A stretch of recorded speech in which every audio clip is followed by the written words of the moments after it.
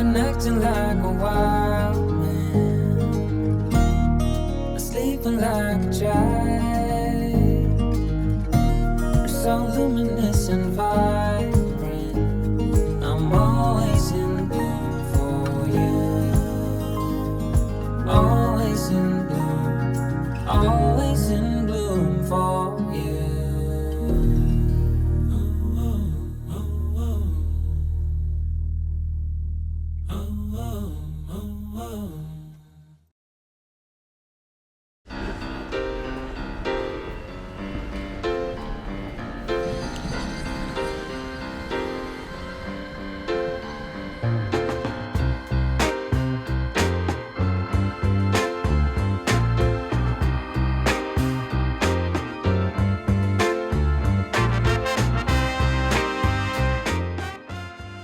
Okay, so just touched down in London, made our way to Wimbledon Station en route to the Surrey heathlands.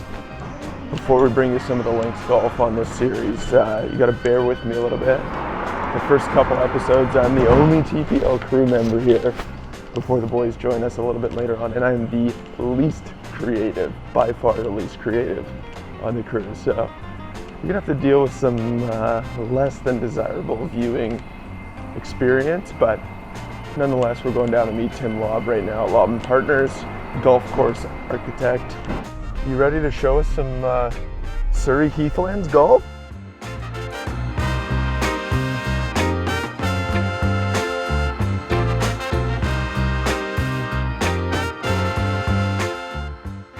You know, like all great golf courses, they come in clusters because of the soil. Yeah. You know, you got this soil and this landscape, this heathland environment.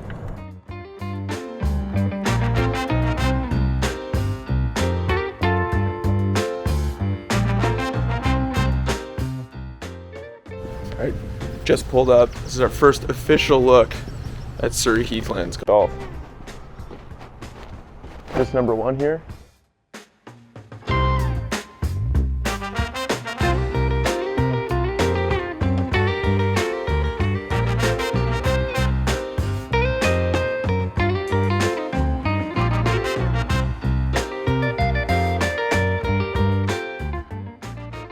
So the heathland is a natural environment where it's a small plant, and in the summer we see it go purple and quite fantastic. So it was land that was redundant for farming because the animals didn't want to eat the heather. So that was a great advantage for us as golfers and golf course lovers.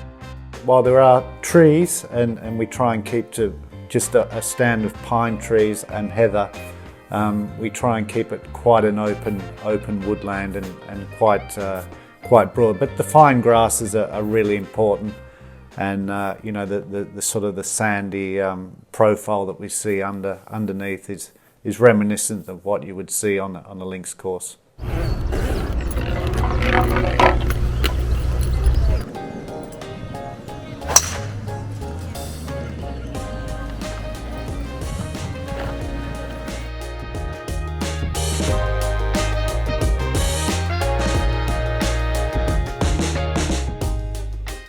New bunker in on the right, about 260 out.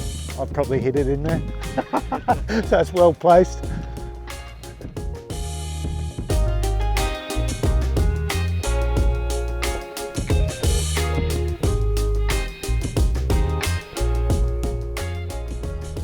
Could have holed it.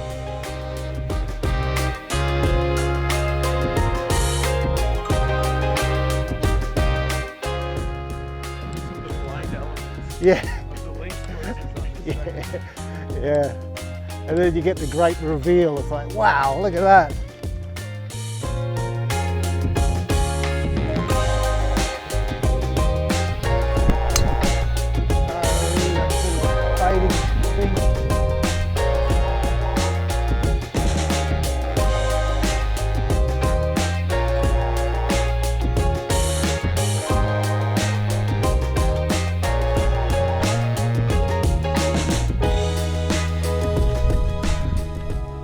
Alex, did you say you've just sort of taken up golf?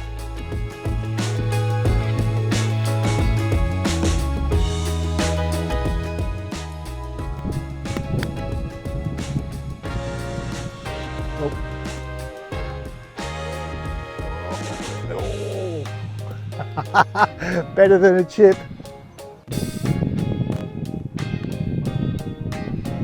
Oh.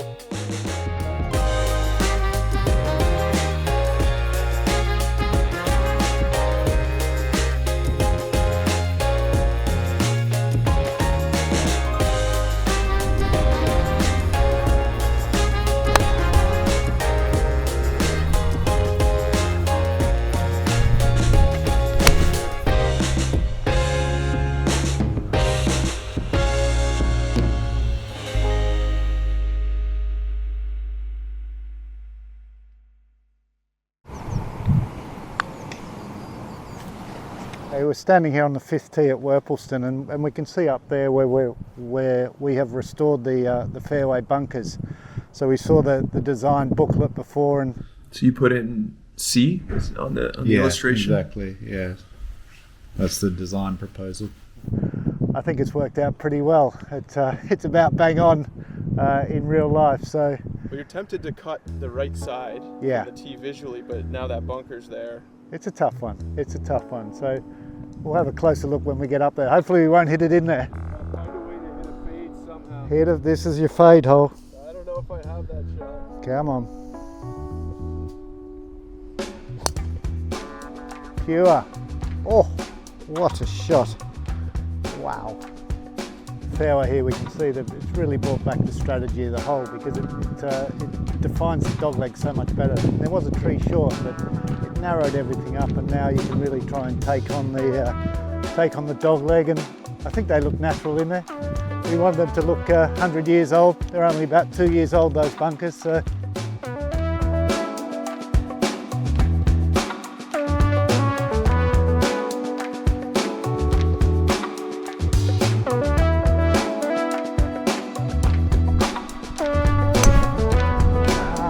I'm drifting it a bit. When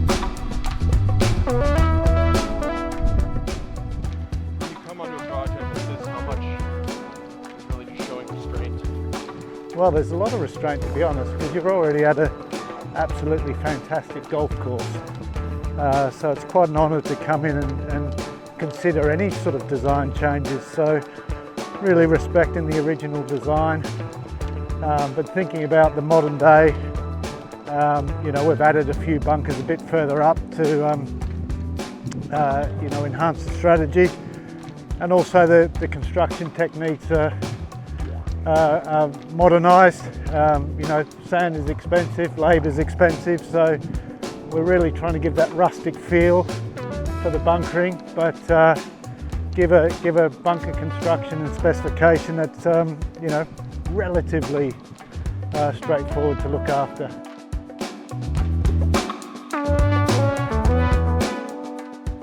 Green falls away from us, and you really want to pitch the ball about 20 yards short and let it roll on. It's a par 5, but we can have a go at it in 2.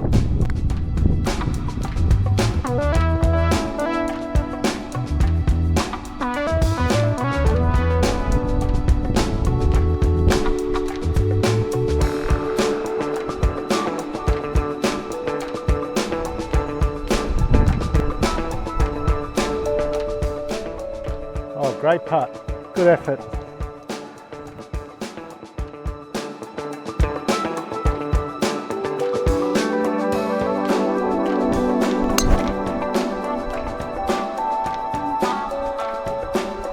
Here we are.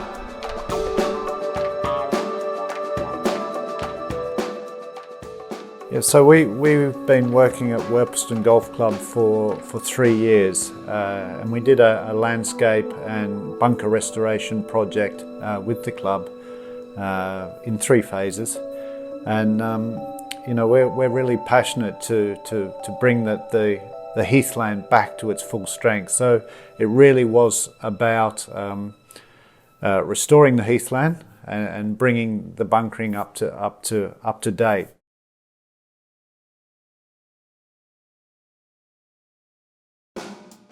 The 10th hole here at Worplesdon, it's a great hole, and it's called the signature hole. Just something about signature holes I don't really get. I think every hole's great. Anyway, this is what is called the signature hole.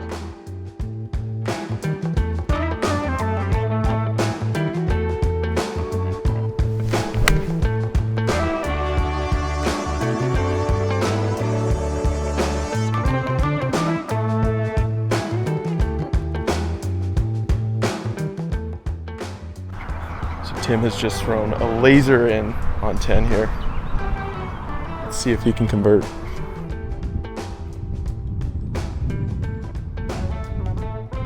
Oh! What are you doing? You know you're on TV.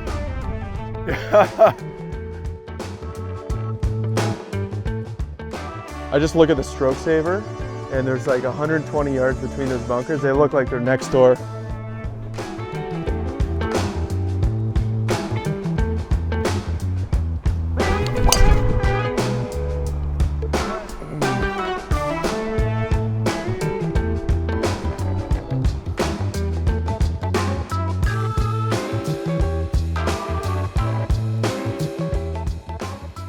It's some real soul searching right now on the right of 11 in this heather.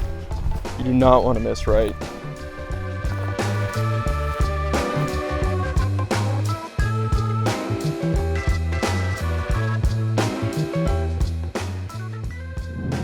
Yeah, on the 12th there, we rebuilt the bunkers at the corner there and put all heather on and tried to make them look scary. So I think they do.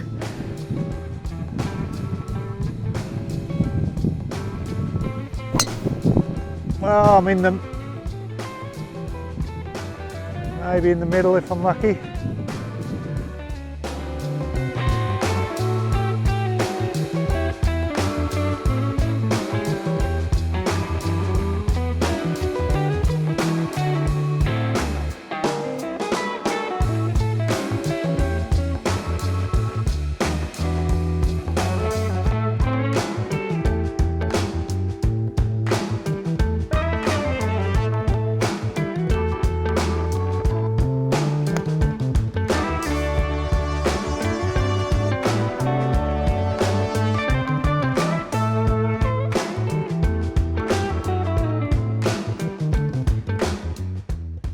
So we're on our group's signature hole.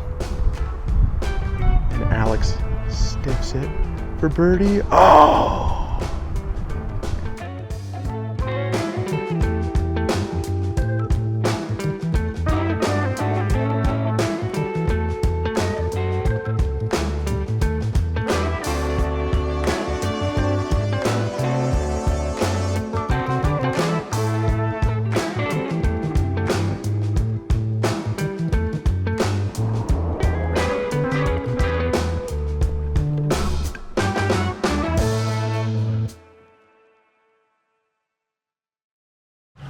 Super strategic par 5 here, 15, and Tim has roasted his drive.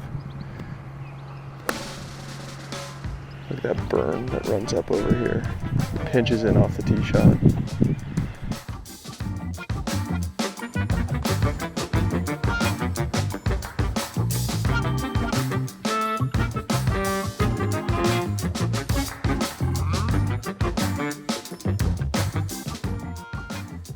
Visually, maybe my favorite hole in the golf course so far.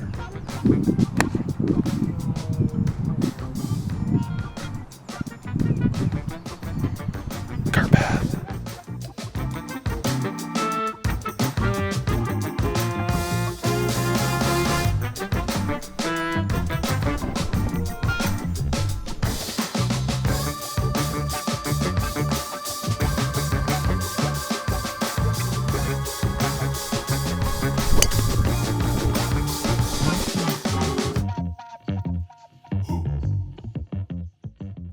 So a really good example here on hole 17 of the naturalised heathland bunkers that we created, and we pumped them up to give a bit of the fear factor, which Patrick has come very close to with his drive. So fun looking hole and really nice looking landscape.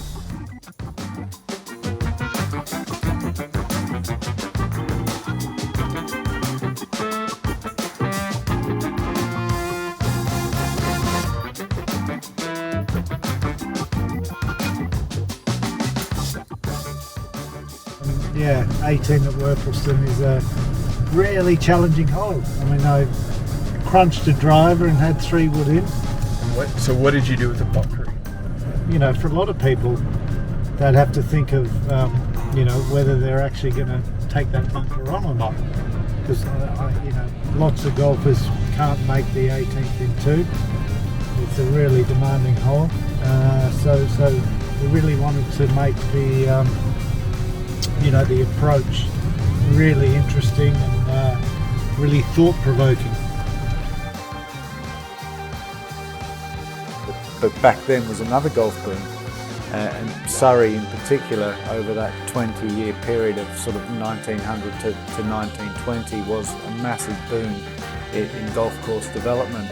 You know, the train played an integral part of the golf development because it connected London with this far land, this far land which would have been 30, 40 miles away. You know, you look at the map of the heathland courses and they are literally scattered along the train line.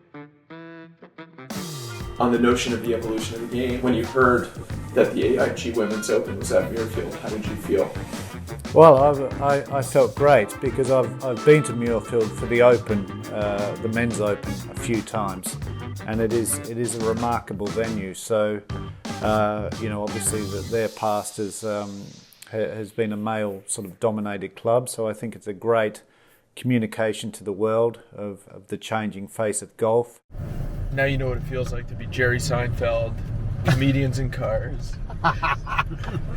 Hey, what about the James Corden karaoke, car karaoke? Hey, what are we going for? What should we be paying attention to when we get to St Enodoc? Look, St Enodoc and Cornwall is a fantastic part of Britain. I've been fortunate enough to play St Enodoc and a few of the other courses in Cornwall a number of times. I think St Enodoc is just so unique that it's you're gonna play some holes where you're gonna have some blindness, and you're gonna play some holes where you think this is unfair, but you're gonna be in a golfing environment, a golfing landscape which is pretty grand, and I think you're going to enjoy it. I really do. I think it's a special part of the world. It's just too bad it's so far away from major airports and London, but maybe that's a good thing because it's not overrun. But for anyone wanting a pretty unique golfing experience, I think St Enodoc and Cornwall is right up there.